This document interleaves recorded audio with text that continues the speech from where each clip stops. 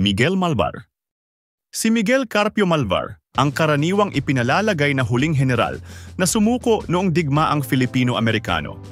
Siya ang umako sa responsibilidad ng pamumuno ng hukbong Filipino pagkatapos madakip si Emilio Aguinaldo.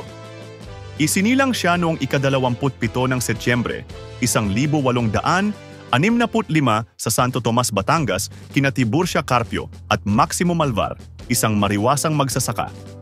Naging mahilig din si Malvar sa pagsasaka at unang nakilala bilang mahusay na komersyante.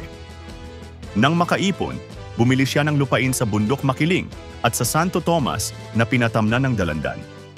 Sinasabing naging matagumpay ang kaniyang pagsasaka at ipinangalan pa sa kaniya ang uri ng Dalandan na ikinalat niya. Naging gobernadorsilyo siya sa Santo Tomas at agad nakilaban ng sumiklab ang Rebolusyong Filipino. Noong 31 ng Marso 1800 at 77 ay hinirang siyang Teniente General ni General Emilio Aguinaldo. Pagkatapos, naging Komandante General siya para sa lalawigan ng Batangas. Siya ang huling nagsuko ng armas pagkatapos ng kasunduang Biak na Bato. Sumunod siya kay Aguinaldo sa Hong Kong, pagkaraan ng 1 taon.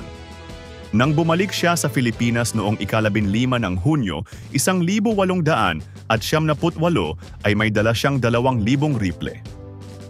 Nagtayo muli siya ng hukbo sa Batangas, Mindoro at Tayabas, Quezon ngayon, at naging Komandante General para sa Katimugang Luzon.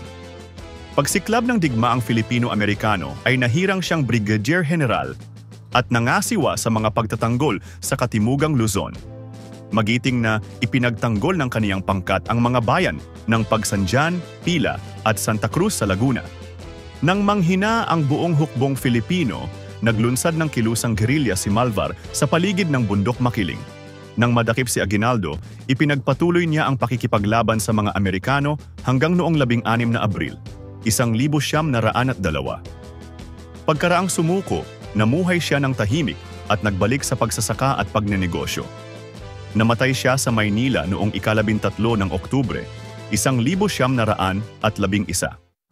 May ilang historiador at kongresista ding nagpapanukalang hirangin si Malvar bilang ikalawa sa talaan ng mga pangulo ng Pilipinas, ngunit hindi ito kinikilala ng pamahalaan sa kasalukuyan.